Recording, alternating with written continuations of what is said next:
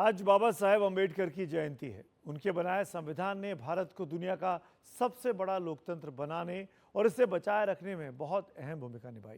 लेकिन आज भारत के अलग अलग राजनीतिक दलों में ये होड़ मची है कि डॉक्टर अम्बेडकर उसके ही हैं। जहां प्रधानमंत्री नरेंद्र मोदी और बीजेपी ये बताने में पीछे नहीं रहते कि कांग्रेस ने कैसे बाबा साहेब का बार बार अपमान किया, वहीं कांग्रेस बीजेपी पर दूसरे आरोप लगाती है कि बीजेपी संविधान का सम्मान नहीं कर रही है। लेकिन डॉक्टर अम्बेडकर को अपना बताने की लड़ाई सिर्फ बीजेपी और कांग्रेस में ही नहीं बल्कि सभी दलों में छिड़ी हुई है। जीते जी जिस बाबा साहेब अम्बेडकर के आखिरी दिन खीज, पीड़ा और सत्ता और धर्म की अनदेखी के बीच गुजरे, आज उसी डॉक्टर अम्बेडकर की यादों में समूचा राजनीतिक तबका बिछा हुआ है। प्रधानमंत्री नरेंद्र मोदी ने संविधान निर्माता बाबा साहेब अम्बेडकर को उनकी जयंती पर श्रद्धांजलि भी दी और कांग्रेस पर एक बार फिर निशाना साधा। ये कभी भूलना नहीं है कि कांग्रेस ने बाबा साहब अम्बेडकर के साथ क्या किया। जब तक बाबा साहब जीवित थे, कांग्रेस ने उन्हें अपमानित किया। दो बार उन्हें चुनाव हरवाया। कांग्रेस की पूरी सरकार उनको उखाड़ फेंकने में लगी थी। जब बाबा साहब हमारे बीच नहीं रहे तो कांग्रेस ने उनकी याद तक मिटाने की कोशिश की।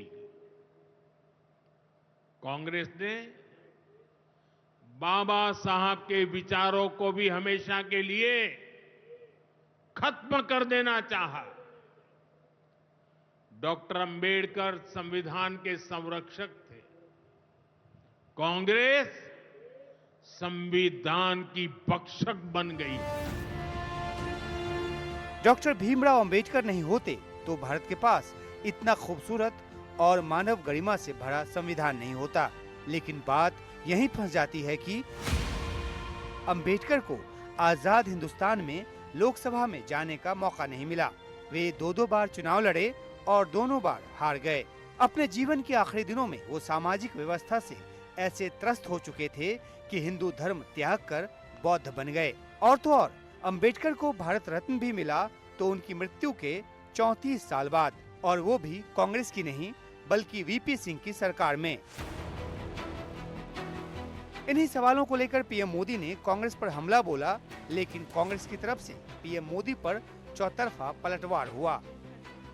चुनाव के लिए अंबेडकर को अपमान कर रहे हैं।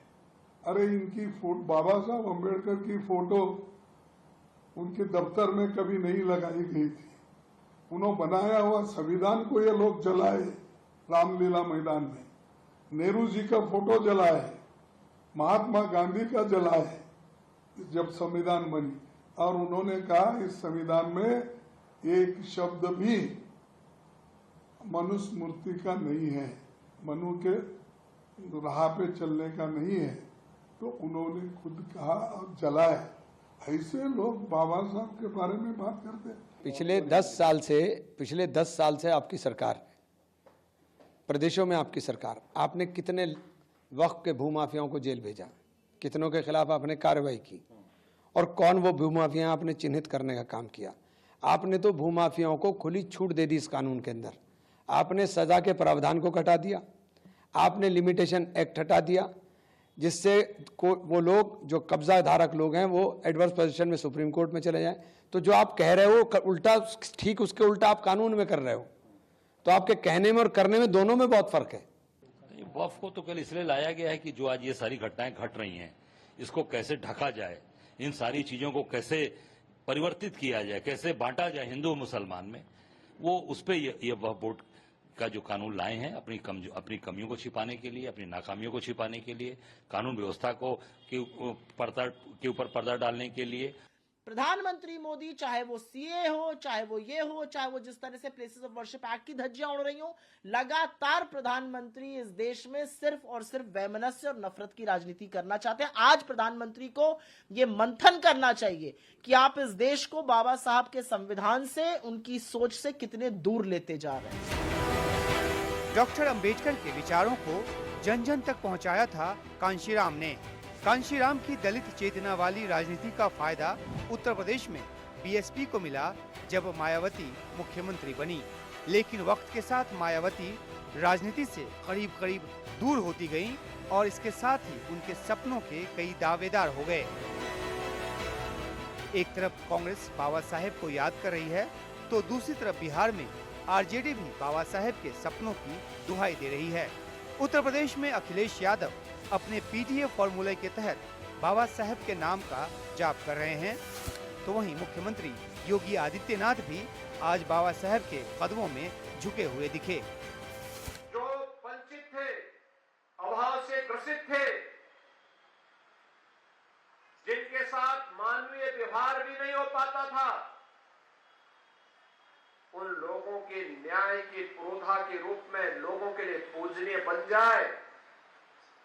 आज की पीढ़ी इस बात को सुनती है, दुनिया इन बातों को सुनती है, तो उन सबको लगता है कि एक सामान्य मनुष्य नहीं बल्कि एक महामानव रहा होगा।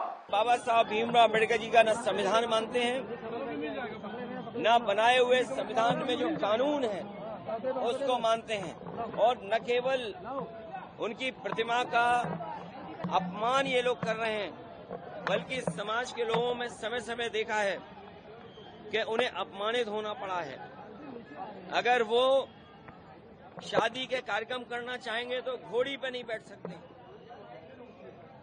पानी पीना चाहेंगे तो उनके साथ व्यवहार कैसा कैसा हुआ है, उन्हें पानी भी नहीं दे सकते हैं। अगर पानी छू लिया तो उनको अपमानित होना पड़ता है। तो इसलिए ये लंबी लड़ाई है।